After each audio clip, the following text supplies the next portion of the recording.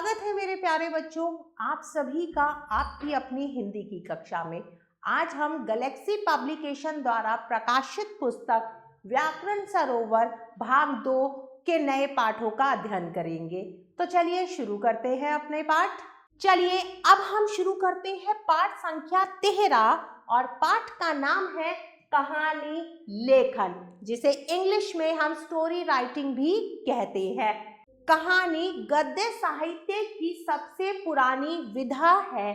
कहानी का नाम लेते ही बच्चे उत्साहित होकर दादा दादी के पास कहानी सुनने बैठ जाते हैं। सबको कहानी अच्छी लगती है, सब चाहते हैं कि हम कहानी सुने, क्योंकि दादा दादी व नाना नानी के पास कहानियों का भंडार होता है। आपके दादा दादी के पास और नाना नानी के पास भी बहुत सारी कहानियां होती होंगी, वो आपको अच्छी अच्छी कहानियां सुनाते हैं। कहानी को सभी बच्चे बड़े चाव से सुनते हैं। कहानी मनोरंजन ही नहीं बल्कि शिक्षाप्रद भी होती है। कहानियों से हमें बहुत अच्छी अच्छी शिक्षा भी मिलती है। कहानी लिखते समय ध्यान रखने योग्य बातें। कहानी का आरंभ रोचक व मजेदार होना चाहिए।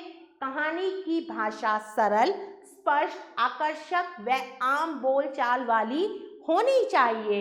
कहानी लिखने से पहले उसकी रूपरेखा बना लेनी चाहिए। यदि कहानी लिखने में कुछ चित्र या संकेत आदि दिए गए हो तो सबसे पहले उन्हें अच्छी तरह समझ लेना चाहिए, उसके बाद ही कहानी का आरंभ करना चाहिए। कहानी से मिलने वाली शिक्षा को कहानी के अंत में अवश्य लिखना चाहिए कि हमें इस कहानी से क्या शिक्षा मिली है। सबसे पहली कहानी है लालची कुत्ता। इसकी रूपरेखा है, एक भूखा कुत्ता, उसे एक रोटी का टुकड़ा मिल गया। जब वह एक नदी को पार कर रहा था तो उसने पानी में अपनी परछाई देखी। मन में लालच आया, वह अपनी परछाई पर भौंका। रोटी का टुकड़ा पानी में गिर गया, वह बहुत पछताया। चलिए अब कहानी पढ़ते हैं। एक बार एक भूखा कुत्ता रोटी की खोज में इधर उधर घूम रहा था। अचानक उसे कहीं से एक रोटी का टुकड़ा मिल गया। उसने रोटी का टुकड़ा उठाया और किसी एकांत स्थान की ओर चल दिया, जहां वह आराम से बैठकर रोटी खा सके। रास्ते में उसे एक नदी मिली, उस पर लकड़ी का एक छोटा सा पुल था। नदी पर क्या था? लकड़ी का छोटा सा पुल था। जब वह पुल से होकर नदी को पार कर रहा था तो उसने पानी में अपनी परछाई देखी। पानी में क्या देखी? अपनी परछाई।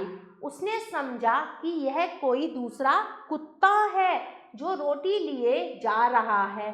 उसके मन में लालच आ गया। उसने सोचा ये दूसरा कुत्ता है, इसके पास भी रोटी है। तो कुत्ते के मन में क्या आ गया? लालच आ गया। उसने सोचा क्यों ना मैं इसकी रोटी भी छीन लूं। यही सोचकर वह अपनी परछाई पर भौंका। लेकिन जैसे ही उसने अपना मुंह खोला, भौंकने के लिए अपना मुंह खोला, तो उसकी रोटी पानी में गिर गई। यह देखकर कुत्ते को बहुत दुख हुआ।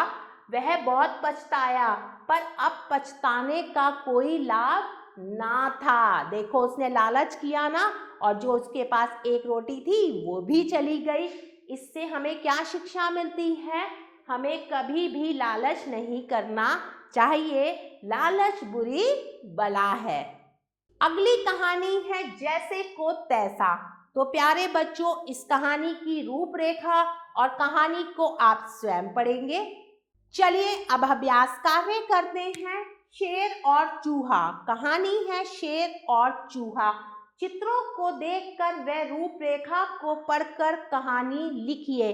अब चित्र दिए हुए हैं और रूपरेखा दी हुई है। रूपरेखा में क्या है? एक शेर जंगल में सो रहा था। एक चूहा शेर के ऊपर चढ़कर उछल कूद करने लगा। शेर ने चूहे को पकड़ लिया। चूहे ने क्षमा मांगकर अपनी जान बचाई।